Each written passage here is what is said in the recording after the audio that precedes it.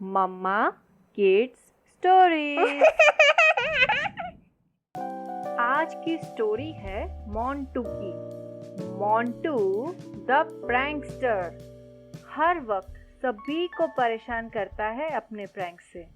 हर रोज उसकी शिकायत कोई ना कोई करता रहता, लेकिन एक बार उसने अपने प्रैंक की हद ही मिटा दी। और उसके साथ फिर क्या हुआ जिसके कारण वो एकदम ही बदल गया, वो मैं आज स्टोरी में सुनाती हूँ। तो आओ बच्चों, शुरू करती हूँ आज की स्टोरी। तो ये है मोंटू, आफत का दूसरा नाम मोंटू। एक बार उसके पापा वॉक करके घर आए तो बोले, बेटा मोंटू जरा पानी देना। तो मोंटू को मस्ती सूझी। उसने ग्लास में नींबू का जूस डाल दिया। जैसे ही पापा ने पानी पिया तो गुस्से से चीखे, मोंटू! ऐसी तो काफी शरारत करता रहता था वो हर रोज। दोस्तों ने उसका नाम मोंटू द प्रैंकस्टर ही रख दिया था। एक बार स्कूल में उसने ब्लैक बोर्ड पे बहुत सारे ड्राइंग्स बना के टीचर के सारे चॉक्स ही खत्म कर दिए थे, तो वो दिन टीचर भी गुस्सा हो गई। एक दिन उसने सोचा मम्मी के साथ भी कुछ प्रैंक किया जाए। तो उसने मम्मी के किचन में से लाइटर ही छुपा दिया। बेचारी मम्मी ढूंढती रही। जब लाइटर समय पर ना मिला तो मोंटू हंसने लगा और उसे हंसता हुआ देख मम्मी को बहुत गुस्सा आया और उसे बहुत ही डांटा। एक दिन उसने उसकी फ्रेंड की बैग में फ्रॉक को रख दिया। जैसे ही फ्रेंड ने बैग खोला तो उसमें से फ्रॉक निकला और सारे फ्रेंड्स ही डर गए और चीखने और चिल्लाने लगे। मोंटू को तो इतना मजा आया, सब फ्रेंड्स ने उसकी मम्मी पापा को कंप्लेन की।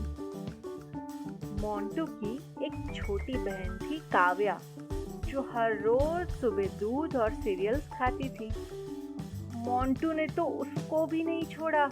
उसने उसके दूध में कड़वे नीम के पत्ते का जूस मिला दिया। बेचारी काव्या ने जैसे ही वो दूध पिया, इतनी उल्टी कर दी बेचारी ने, और वो रोते हुए मम्मी पापा के पास गई और मोंटू की शिकायत की। मम्मी पापा ने मोंटू को बहुत डांटा, लेकिन मोंटू हंसता रहता था। लेकिन उसको कहाँ मम्मी पापा की डांट की असर होने वाली थी, ये तो मोंटू है, सुधरेगा कैसे। अब जो उसने प्रैंक किया उसके बाद जो उसके साथ हुआ वो तो आप भी सुनिए। पापा एक सुबह ऑफिस जाने के लिए जल्दी में थे, तब भी मोंटू को एक प्रैंक सूझा। उसने केले का छिलका मेन हॉल के रास्ते में ही रख दिया। पापा जैसे ही वहां से गुजर रहे थे तब उनका पैर वो छिलके के ऊपर पड़ा और वो जोर से फिसल गए। आह! मम्मी और काव्या सब पापा की आवाज सुन के बाहर हॉल में आ गए। पापा को बहुत जोर से लगी थी और वो लोग पापा को डॉक्टर के पास ले गए। डॉक्टर ने पापा को देखा और बोला कि अब उनको 15 दिन कंप्लीट बेड रेस्ट की जरूरत है। अब सब लोग परेशान हो गए थे मोंटू के ये प्रैंक से, लेकिन उन्होंने सोचा कि अब मोंटू को डांटने का या समझाने का वक्त खत्म हो गया है। अब कुछ ऐसा करना पड़ेगा जिससे मोंटू को सबक मिले और वो सुधर जाए। तो उन्होंने भी एक प्लान बनाया, यानी कि एक प्रैंक बनाया। ये बात को कुछ दिन गुजर गए। एक रात को जब मोंटू सो रहा था तब वहाँ पापा ने एक चिट्ठी रख दी जिसमें कुछ लिखा हुआ था। सुबह हुई और मोंटू जब जागा तो उसने वो पेपर को देखा और उसको पढ़ने लगा, जिसमें लिखा था कि बेटा मोंटू, मम्मी और पापा और काव्या वो सब मोंटू के प्रैंक से परेशान हो गए हैं और इसी कारण वो सब मोंटू को छोड़ के हमेशा के लिए जा रहे हैं। मोंटू ने ये पढ़ा और सीधा घर में दौड़ने लगा और चिल्लाने लगा, मम्मी, पापा। उसने हॉल में जाकर देखा, किचन में देखा, बेडरूम में देखा, पूरा घर छान मारा, लेकिन सच में वो लोग वहां नहीं थे। वो लोग सच में मोंटू को छोड़ के चले गए थे। मोंटू बेचारा तो जोरों जोरों से रोने लगा। अब देर शाम को मम्मी पापा और उसकी बहन घर में आए तो मोंटू उनको चिपक के रोने लगा और बोला कि मम्मी पापा, मैं प्रॉमिस करता हूँ कि आज के बाद कोई भी ऐसा प्रैंक नहीं करूँगा जिससे किसी को तकलीफ हो। मम्मी पापा ने भी उसे माफ कर दिया और बोला कि बेटा, कोई प्रैंक ऐसा मत करो जिससे तकलीफ या प्रॉब्लम हो। अब मोंटू प्रैंक तो करता है लेकिन किसी को परेशानी हो वैसा नहीं। मॉरल ऑफ द स्टोरी, किसी को परेशानी हो ऐसा प्रैंक या मस्ती नहीं करनी चाहिए। हेलो बच्चों, आपको आज की स्टोरी पसंद आई? ऐसी नई नई और अच्छी अच्छी स्टोरियाँ सुनने के लिए हमारी स्टोरी को लाइक करें, शेयर करें और हमारी चैनल को सब्सक्राइब करें।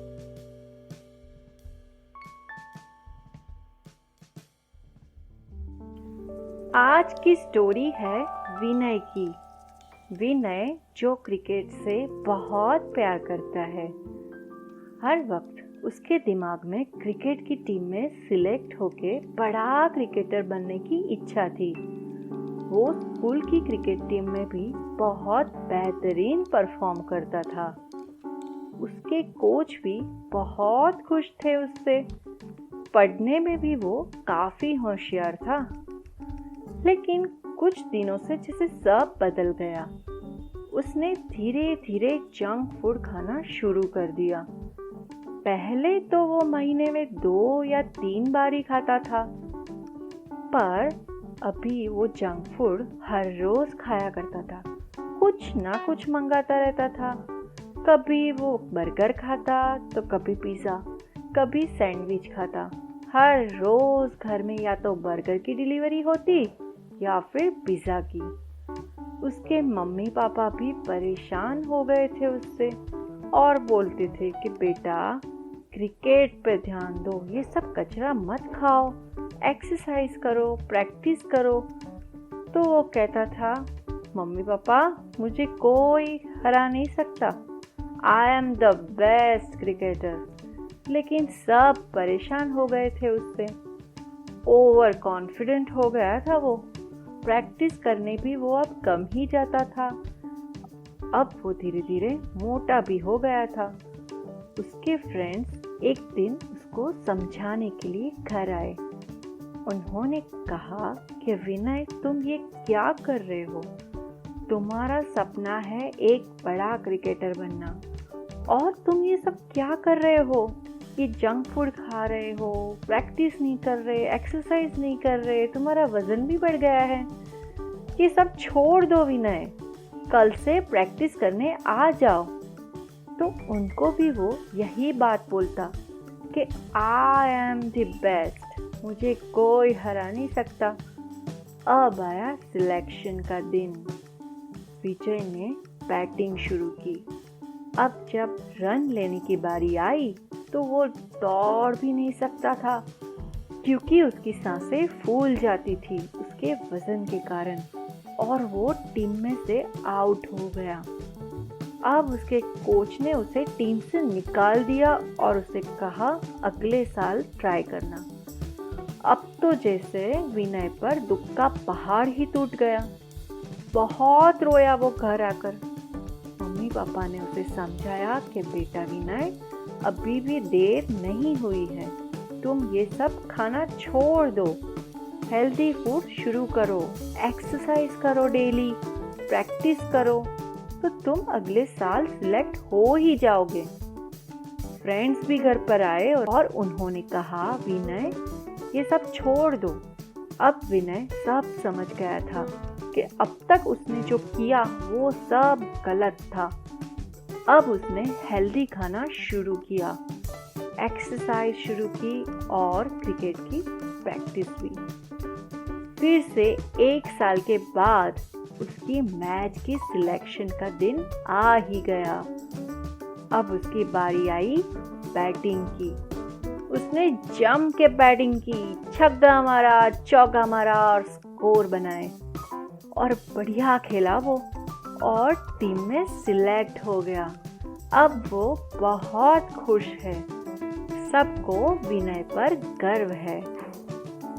मॉरल ऑफ द स्टोरी, मेहनत करो और हेल्दी खाना खाओ। इसी से ही खुशीपूर्ण और सक्सेसफुल जीवन मिलता है। ये कहानी है अकबर और बिरबल की। एक महल था जो कि राजा अकबर का था।